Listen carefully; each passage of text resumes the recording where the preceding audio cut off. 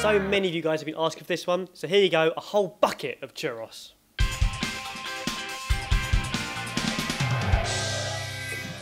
These are some of the easiest sweet things you'll do. It's churros, and they're made with 2 flours, a self-raising flour and a plain flour. Okay, and then we're going to serve them with a hot chocolate coffee sauce. Okay, so super simple. But to start with, both flours, equal quantity of each. We've got our plain flour and our self-raising flour. And if you can just mix those together, 2 tablespoons of olive oil. This doesn't involve many ingredients. A pinch of salt, very, very few ingredients. You'll be amazed at how good they taste when you see what goes into them. And then what we do need is 400 ml of boiling water. And because you're adding hot liquid to the flour, it kind of semi-cooks it from the start because it has to be boiling liquid. And it will look really mushy and like wallpaper paste. But you need to beat it really hard, get those muscles working. I haven't got many. No, we've had a few comments about your lack of muscles, but come on. It's getting really sticky. It should be sticky and stiff. Have a rest. Right, in the meantime, I've got a piping bag with a star nozzle, okay, and all I'm going to do is push this into here.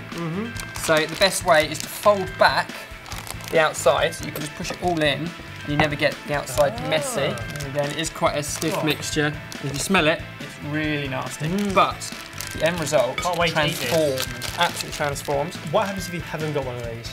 A piping bag, you can just spoon mixtures in, but you need to get rid of much air as possible. Okay. You could use a sandwich bag and just cut off the corner, but you kind of need to squeeze it through something, okay? This is where churros become churros, because it's about the shape, they're long, stretchy shapes. So if we open up our fryer, all we need to do, and I'll start one and then you can do the rest, is lower it down and carefully squeeze it down into our oil, which is up to temperature, and then just snip them off when you get to a length you're happy with, and lower them gently into that oil, okay? Gently does it. Any size, like longer, wider, round? Absolutely, any size you want. We're going to go for quite small ones so we can put loads of them together. If I squeeze, you want to snip. Whenever you're happy, slowly lower them in. That's it. You want to get plenty of these into the oil, all within the same sort of 30 seconds or so they cook together.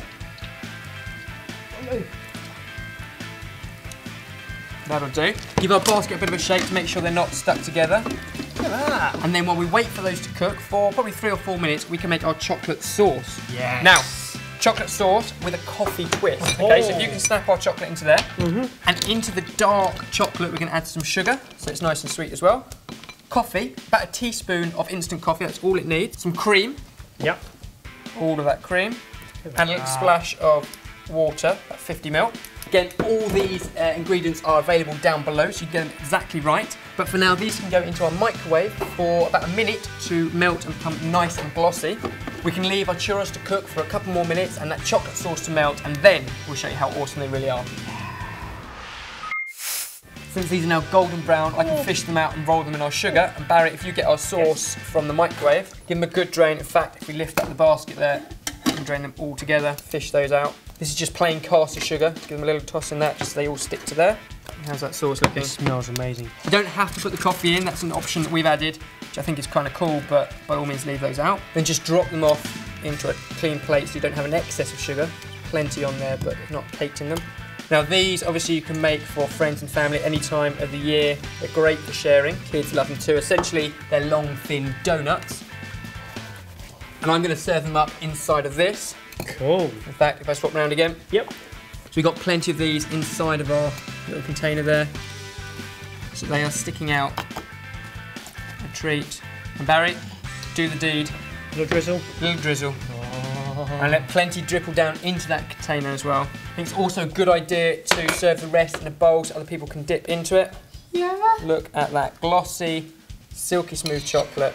There we go, our coffee chocolate sauce with our fantastic homemade churros sorted. Now they might be hot, see what you think. Oh, I've gone for the big one. Oh my God, they're just, they're amazing. Coffee's good as well. Double dip. Almost feels like I'm at the fairground. That's what it reminds me of. Beach food, street food, fairground food, amazing. Where are the rides? If you thought these churros were amazing, then check out our other daily recipes on our website, sortedfood.com, for so many more food inspiration ideas. And follow us on Twitter @sortedfood for all the behind the scenes info. Do it.